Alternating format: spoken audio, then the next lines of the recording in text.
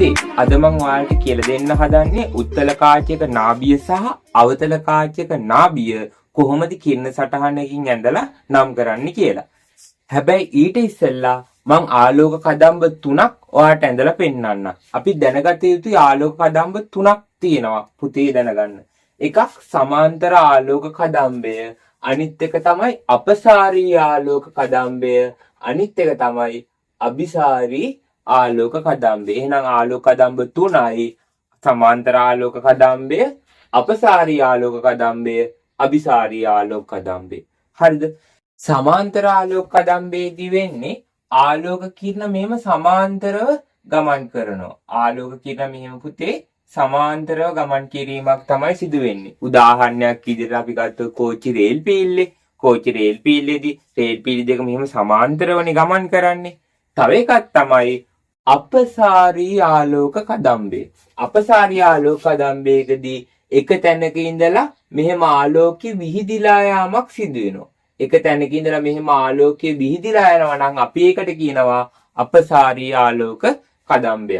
ඊළඟ එක තමයි අபிසාරී ආලෝක කදම්බය. අபிසාරී ආලෝක කදම්බයේදී ආලෝක කිරණ ඔක්කොම එකම තැනකට එකතු වීමක් සිදු වෙනවා. මම ඒක ඇඳලා පෙන්නන්නම්. මෙන්න මෙහෙම අபிසාරී ආලෝක කදම්බයේදී ආලෝක කිරණ සියල්ලම එක ස්ථානයකට ඒක රාශී වීමක් සිදු වෙනවා. මෙන්න තියෙනවා උත්තල කාචයක් අපි අඳිමු. මෙන්න තියෙනවා පුතේ උත්තල කාචයක්. හරිද? ඔන්න තියෙනවා උත්තල කාචයක්. මෙන්න තියෙනවා අවතල කාචයක්. මම මෙන්න මේ ඇඳා අවතල කාචයක්. එතකොට මට මේ කින්න සටහන් ඇඳීම පහසු කර ගැනීම තක්කා මම මොකද්ද කරන්නේ මේකට? මේව ප්‍රධාන අක්ෂයක් මට අඳින්න පුළුවන්. මේ අවතල කාචයටත් මෙහෙම ප්‍රධාන අක්ෂයක් අඳින්න පුළුවන්. හරිද?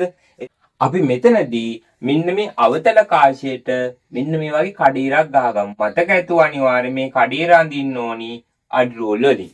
අපි මෙන්න මේ උත්තල කාචයටත් මෙහෙම කඩීරක් ඇඳ ගන්නවා අනිවාර්යයෙන් මතක ඇතුව ඕක අඳින්නේ අඩිරෝල පාවිච්චි කරලා පැන්සල් අනිවාර්යෙන් පාවිච්චි කළ යුතුයි. දැන් මොකක්ද දන්නවද කරන්නේ? මෙන්න මේ උත්තල කාචය තියෙනවා නේද? ඔන්න උත්තල කාචයට සමාන්තර ආලෝක කදම්බ දෙකක් එවනවා. මේ උත්තල කාචයකට සමාන්තරව ආලෝක කිරණ දෙකක් එනවා. මෙහෙම උත්තල කාචයකට සමාන්තරව ආලෝක කිරණ දෙකක් ආවොත් උත්තල කාචයේ වැදිලා යම් ලක්ෂයකට මෙහෙම එකතු වීමක් සිදු වෙනවා. මෙන්න මේ යම් ලක්ෂයක එකතු වීමක් සිදු වෙනවා. අපි කියනවා අபிසාරී වීමක් සිදු වෙනවා. එහෙනම් උත්තල කාචයක වෙන්නේ මොකද්ද?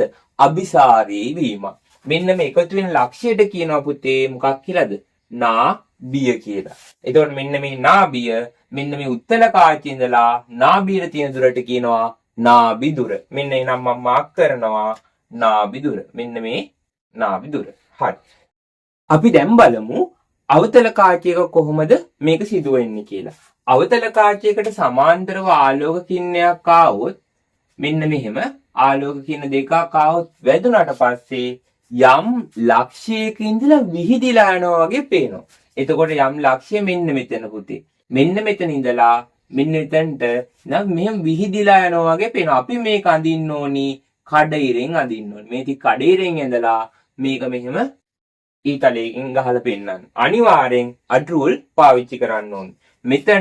මෙතනටයි අඩිරෝල තියලා මේ ටික මොකක් කරනවද මෙහෙම කඩිරෙන් ගහලා මේ ටික මෙහෙම එක ඉරකින් ඇඳලා දාන්න. එතකොට අපි මෙන්න මේ එකතු වෙන ලක්ෂයට